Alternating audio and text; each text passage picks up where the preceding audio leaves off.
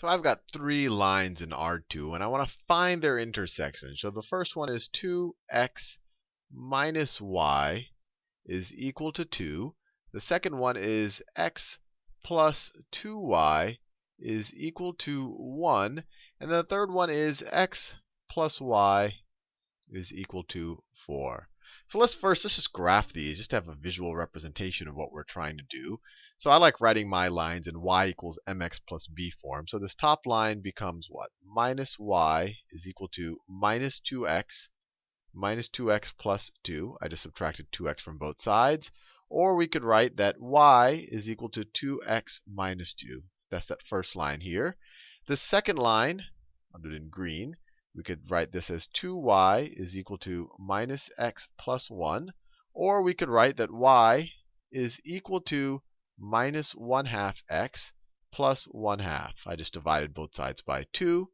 And then this last line right here, we could write this as y is equal to minus x plus 4. I could go straight here. Y is equal to minus x plus 4. Now let me graph these. Let me draw an axis. That is my y-axis. I can call it my y-axis since we're actually dealing with x and y's now. And let's say that this is my, I'll do a slightly lighter, well, I'll do it in this gray as well. And say that is my x-axis, just like that. And this first guy is going to be 2x minus 2. So its y-intercept is going to be at minus 2. It's going to have a slope of 2, so it's going to be a pretty steep line, just like that. So that's that first line, just like that. 2x minus 2. The next line is 1/2 minus 1/2 plus 1/2. So if we go plus 1/2, that's right there. And then the slope is minus 1/2. So for every 2 we go over, we go down 1. So it's going to be like that. It's actually going to be orthogonal, right? Because it's the negative inverse of this guy. So it's going to look something like that. Let me draw it like that, just like that. And then this guy is minus x plus 4. So we go, this is 1, 2, 3, 4, and you go minus x. So for every 1 you go over, you go down 1. So this other line is going to look something like this. This other line, this last line, is going to look something like that, just like that. Now, I said at the beginning of this video that I want to find the intersection of these three lines. But notice, there is no intersection of these three lines. They all intersect the other two, but they don't all intersect each other in one point. We can kind of call the system as being overdetermined. We've overconstrained it. There is no intersection of all three of these points. So if I were to actually try to solve the system, I would find no solution. And to say that this has no solution is equivalent to saying that this matrix has no, or this equation has no solution. Let me write this. I'm just going to rewrite this system like this. This is equivalent to the matrix. Let me make sure I get this right. The matrix times the vector x, y is equal to 2, 1, and 4. And so this first equation is 2 times x minus 1 times y. So it's 2 and minus 1. 2 times x minus 1 times y is equal to 2. That's that first equation over there. The second equation, actually I could even, well, I won't color code it. That'll take forever. That's 1 times x plus 2 times y is equal to 1. And then we have x plus y is equal to 4. This system and this equation, this system right here, these are equivalent. Now, this isn't going to have any solution. You could try to find a solution to this. You could create an augmented matrix, put it in reduced row echelon form. But there is no intersection to these three things. So you're not going to find a solution to a times some vector, we could call this some vector x, is equal to b. Or another way to say it is that b is not in the column space of this matrix right here. Now, we learned in the last video that sure, we can't find a solution to ax equal to b. Ax equals b has no solution. No solution. We see it graphically here. These lines don't intersect with each other. And you could prove it for yourself algebraically by trying to find a solution here. You'll end up with a 0 equals 1. But we can almost get there by finding a least square solution. And we find a least square solution if we multiply both sides of this by A transpose. We know that A transpose times A times our least squares solution is going to be equal to A transpose times B. So at least we can find the closest fit for our solution. So let's find the vector x that is our least square solution. So what is A transpose times A? So A transpose looks like this. It'll have 2 minus 1, 1, 2, 1, 1. That is A transpose. And then, of course, A is just this thing, 2 minus 1, 1, 2, 1, 1.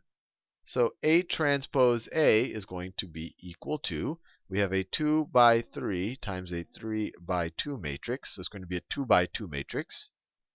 So it's going to be a 2 by 2 matrix. So what do we get? We get 2 times 2, which is 4, plus 1 times 1, plus 1 times 1. So it's 4 plus 1 plus 1. So that's equal to 6. And then we have 2 times minus 1, which is minus 2, plus 1 times 2. So those cancel out. You get a minus 2 plus 2. That's 0, plus 1 times 1. So that's just going to be 1. And then we get minus 1 times 2, which is minus 2, plus 2 times 1, which is 2. So the minus 2 plus 2 is 0, plus 1 times 1. So we get a 1.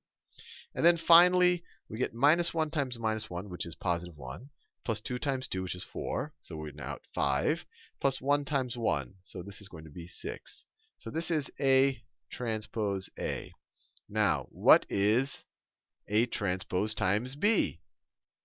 A transpose is 2, 1, 1, minus 1, 2, 1. And then B is just the 3 by 1 vector, or the vector that's a member of R3, 2, 1, 4. So what is this going to be equal to? This is going to be equal to, let's see, we have a, this is, we get, this is going to, this is a 3, this is a 2 by 3 times a 3 by 1. We're going to get a 2 by 1 vector. We're going to get 2 by 1 vector here. So 2 times 2 is 4, plus 1 times 1, so that's plus 1, so that's 5, plus, let me actually write it down. I'm going to make a careless mistake. 2 times 2, which is 4, plus 1 times 1, which is 1, plus 1 times 4, which is 4. And then here you have minus 1 times 2, which is minus 2, 2 times 1, which is 2, plus 1 times 4, which is 4. So A transpose times B is equal to 9, and this is going to be 4. So we can rewrite this guy right here as the matrix A transpose A, which is just 6, 1, 1, 6, times my least squares solution. So this is actually going to be in the column space of A, is equal to A transpose times B, which is just the vector 9, 4. And this will be a little bit more straightforward to find a solution for. In fact, there will be a solution. We've proved it in the last video.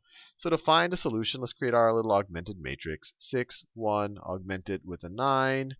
You put the 4 there, and you get a 1 and a 6, just like that. Let's put the left-hand side in reduced row echelon form. Actually, first I'm going to swap. I am going to swap these two rows. That's my first row operation that I choose to do, just because I like to have that 1 there. It's a nice pivot entry. So then I get, it goes to 1, 6, 4, and 6, 1, 9. And then let me replace my second row with the second row minus 6 times the first row. So I'm going to keep my first row the same. So I have 1, 6, and 4. And then my second row, I'm going to replace my second row with the second row minus 6 times the first row. So 6 minus 6 is 0. 1 minus 6 times 6.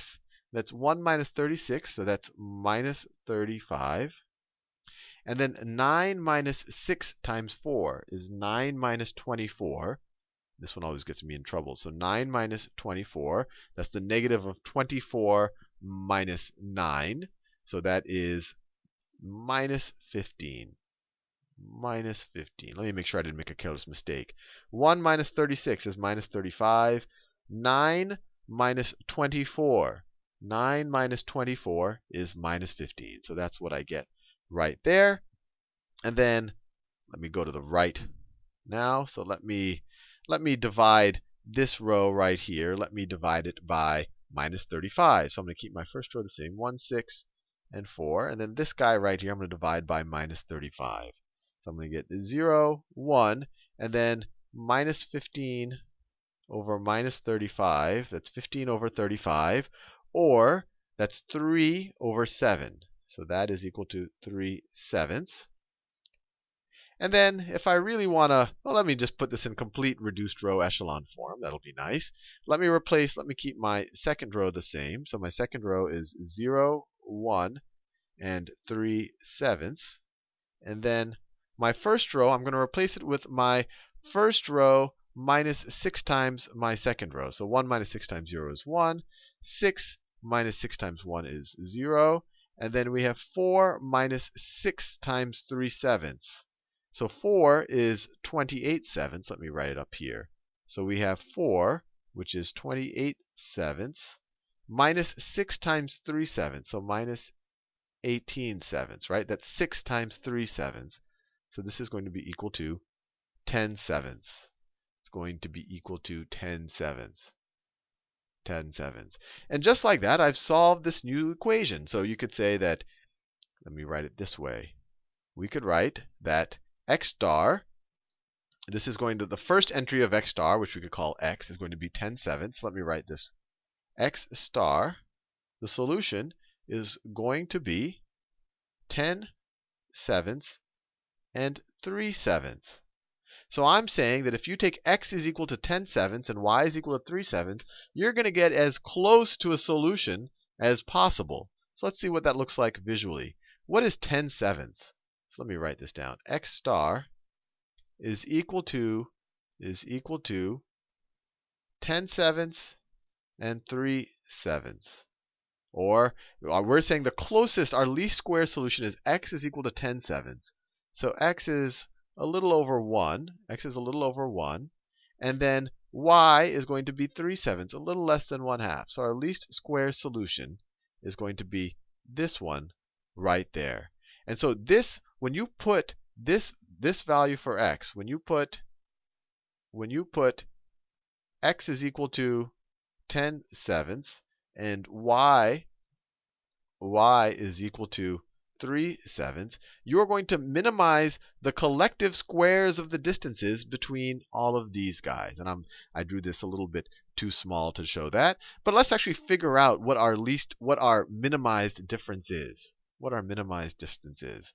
So remember, the whole point of this is to minimize the distance between ax star, is to minimize the distance between ax star and b, or between b and ax star.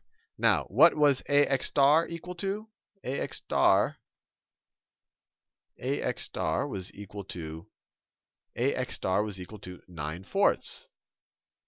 So this right here, sorry, ax star, that's not equal to 9/4. That's A transpose ax star is equal to 9/4. Ax star is our original matrix A, which is this one right here. So 2, let me write it down here.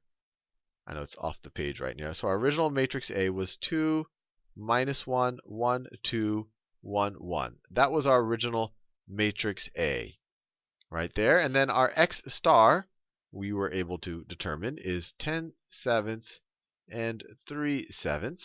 So ax star is going to be this product. So what is it equal to? It is equal to, it's going to be a 3/1 matrix. So we get 2 times 10/7, which is 20/7, minus 1 times 3/7, so minus 3/7. And then we get, let me see, yep, that's 20, right, minus 3/7. And we have 10/7, then we have 10/7, minus 2 times 3/7, so minus 6/7. Or plus, sorry, this is a plus, right? 2 times 10/7 is 27, minus 1 times 3/7. Then we have 1 times 10/7 plus 2 times 3/7. And then we have 10/7 plus 3/7. 10/7 plus 3/7. So ax, so this is a, and x star, our least squares approximation for x, is equal to, what is this? This is 17/7, this is 16/7, and this is 13/7. sevenths. And we want to find out what this minimum distance is. So let's see. So this is going to be this thing. So 17 sevenths, 16 sevenths, and 13 sevenths minus our original b. Now our original b was 2, 1, and 4. So I'm claiming that my solution that we've just found, this minimizes this distance because this is the projection of b onto the column space of A. We saw that before. So our b we see all the way up here is 2, 1, 4, 2, 1, 4, just like that. So if we take the length of this, let me switch colors. This is equal to the length. Let me write all of this in sevenths. I'll just do it in my head. I don't want to waste too much time. So this is 17 sevenths minus 14 sevenths, right? 2 is 14 sevenths, so this is going to be 3 sevenths. And we have 16 sevenths minus 7 sevenths, so that's 9 sevenths. And then we have 13 sevenths minus 28 sevenths, so that is minus 15 over 7. So this is the vector that separates the b that was not in my column space of A from the projection of B. And if we find its length is going to be equal to, let's find the square of its length first. The square of its length is going to be 3 sevenths squared, so that is 9 49ths,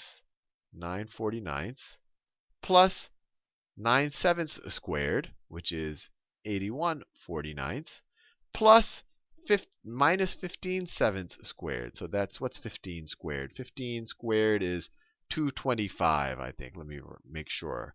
I'm prone to careless mistakes. 5 times 5 is 25. 1 times 5, this is 75. And then I have a 150. Yep, 225. 225. So plus 225 over 49, which is equal to, so 9 plus 81 is 90.